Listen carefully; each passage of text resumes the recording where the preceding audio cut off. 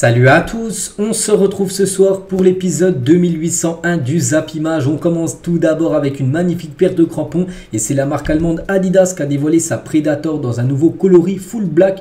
Elles sont sublimes, hein. Vraiment il n'y a rien à dire.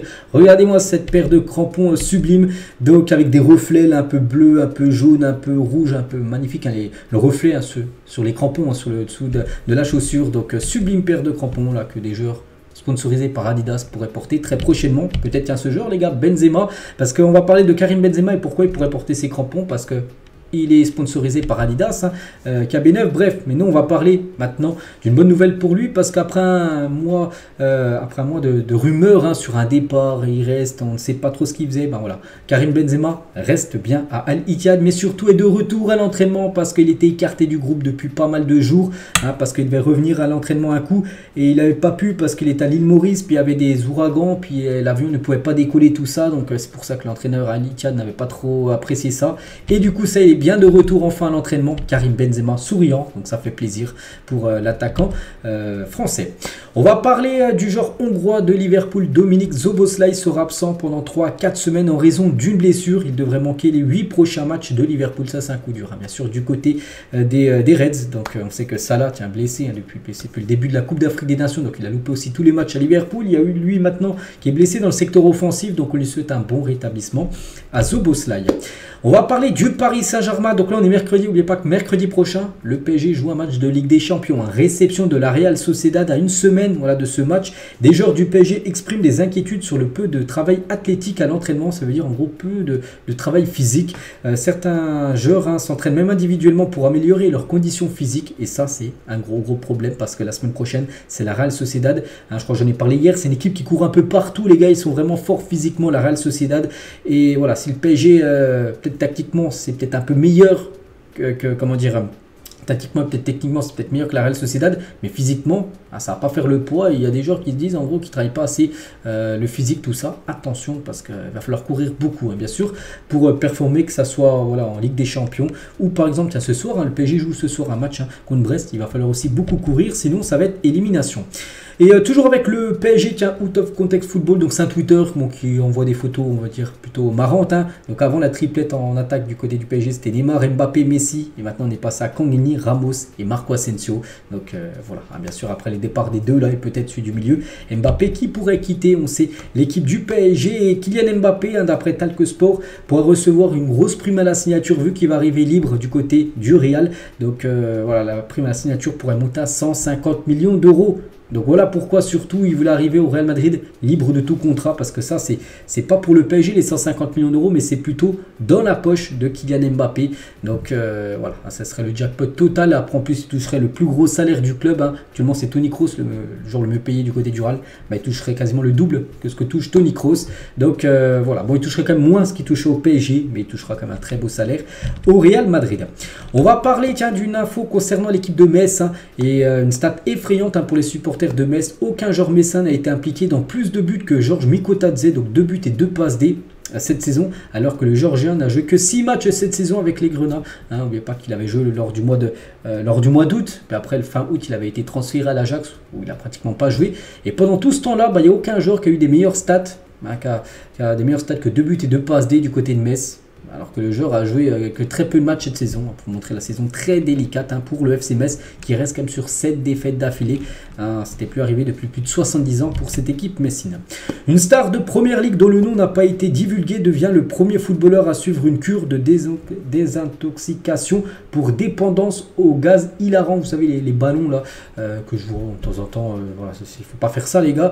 Donc il y a une star de Première Ligue qui a fait ça, et voilà, il va en cure pour essayer d'oublier tout ça.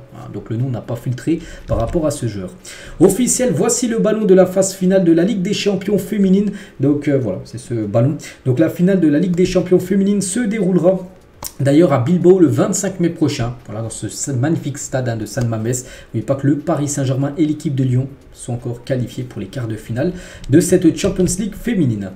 On va parler de Rui Vitória n'est plus le sélectionneur de l'Égypte, annonce la fédération égyptienne après le flop quand même de l'Égypte lors de cette Coupe d'Afrique des Nations. Bah, c'est fini pour le coach.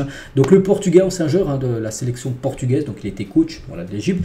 Donc voilà, son bilan, donc c'est 18 matchs. Pourtant, il a mon bilan quand même à 18 matchs, 12 défaites, 5 nuls, seulement une défaite.